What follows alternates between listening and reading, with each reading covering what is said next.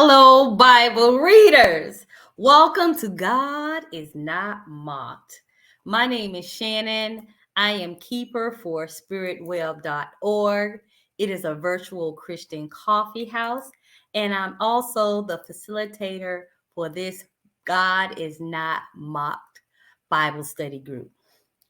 Have you ever taken the time to go to the Bible Index and look up scripture in the Bible like you would in a Bible dictionary or a regular dictionary?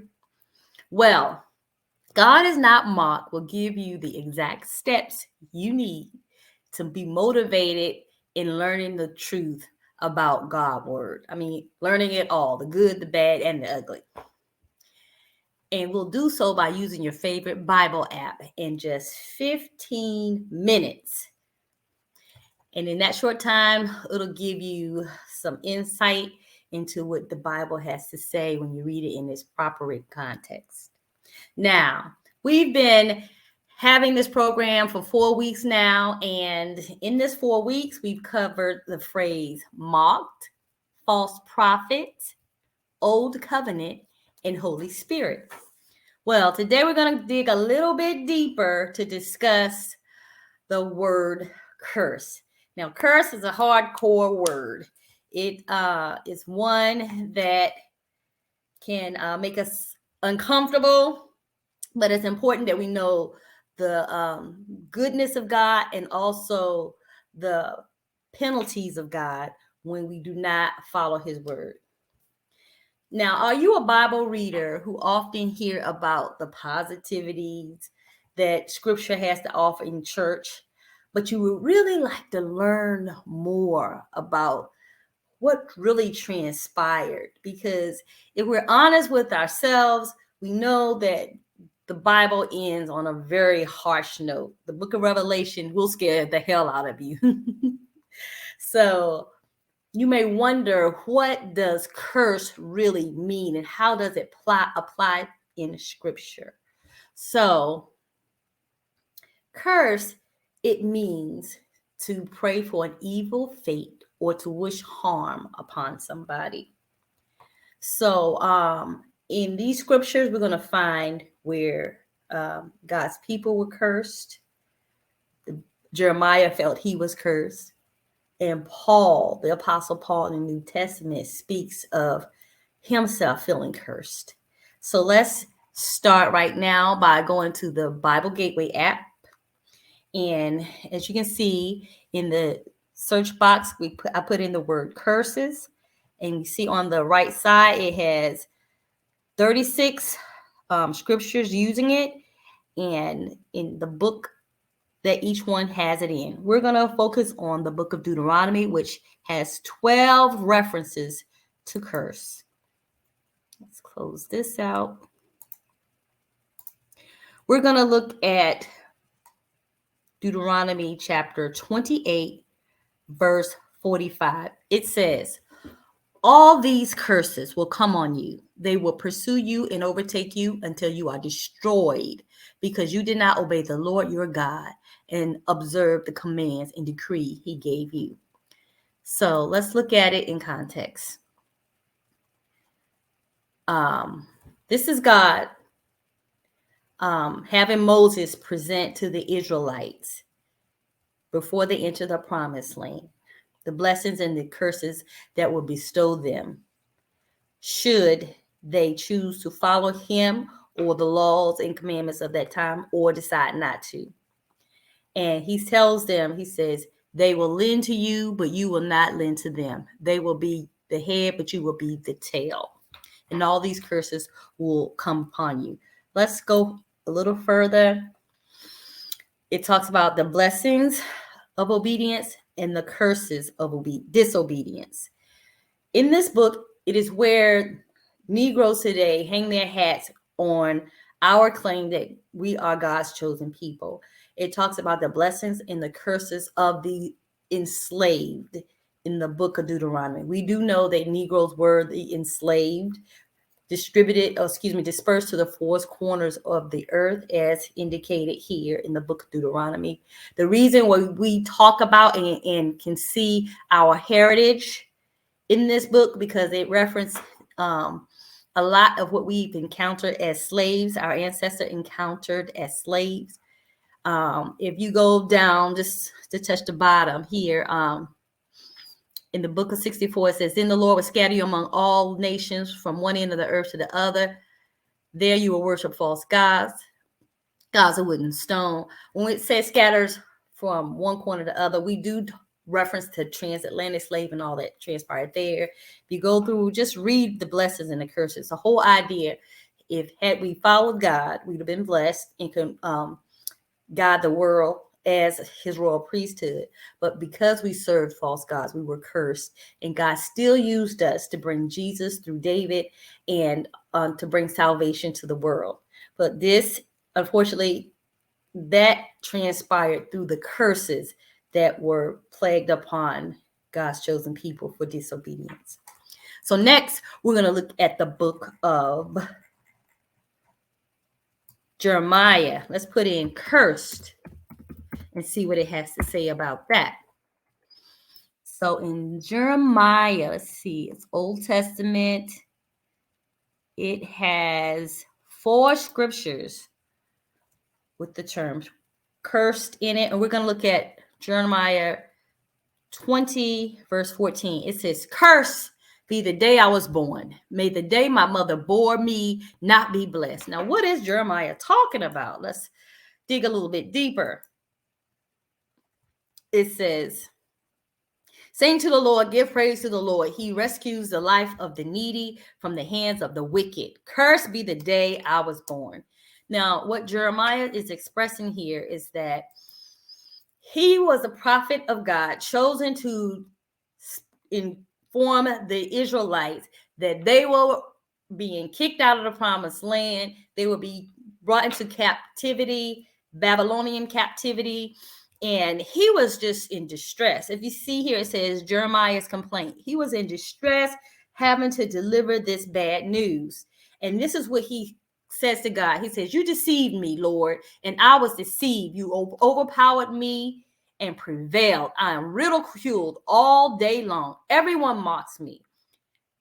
Whenever I speak, I cry out, proclaiming violence and destruction. So the word of the Lord has brought me insult and reproach all day long. And then he goes on to say, but I will not mention his word or speak anyone or any more in his name. His word is in my heart like fire, a fire shut up in my bones. I am weary of holding it in. Indeed, I cannot.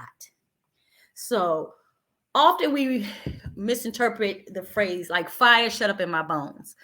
We present it in church as if it's a good thing, like we have to praise God and we have to get the word out. But that phrase was spoken of in distress by Jeremiah. He was designated to tell the Israelites of all the hardship that they were about to encounter. And they hated. From God's perspective, he was that voice. And at one point, Jeremiah says, I'm not going to speak any further on this. And then he felt just this indwelling of the urge to speak. And he said, it's like fire shut up in my bones. So he had to present it. And he would speak out and talk about all the hardship that would come among God's people. And that is why he's referred to as a weeping prophet, because all his prophecies were derogatory and it brought insult and harm and hardship.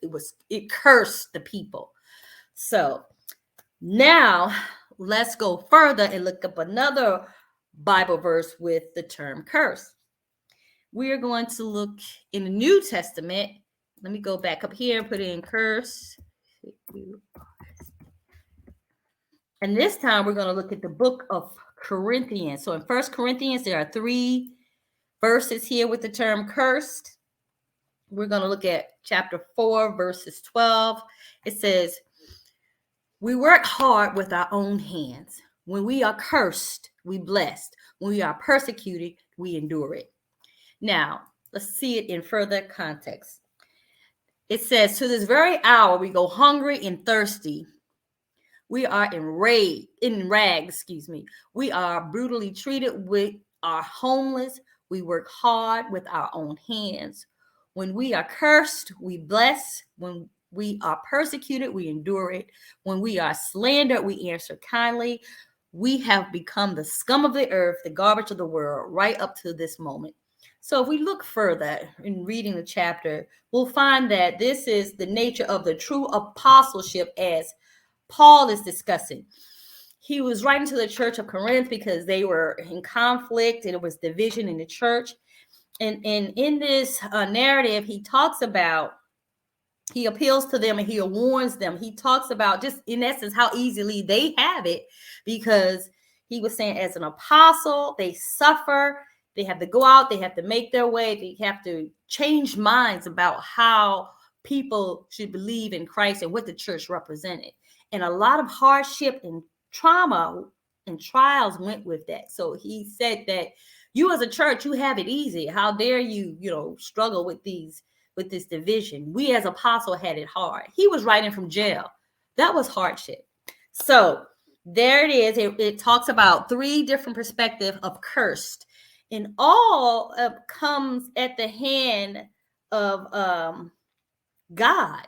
It comes as a result of his chosen following his instruction or choosing not to follow God's rule, and the consequences between each point of view. You had Jeremiah, who was cursed, in Paul, who spoke of the hardship of being a disciple, and the people of Jerusalem who were also struggling. And was cursed for not following God. That generation followed God, but as the generations went on, they began to stray away from God, and therefore the nations were cursed. So let's take a look at an overview of what we learned today. Let's look at our scriptures so that you can have time to go back and study them further. First was Deuteronomy chapter 28, verse 45. It says, all these curses will come on you. They will pursue you and overtake you until you are destroyed, because you did not obey the Lord your God and observe the commands and decrees he gave you.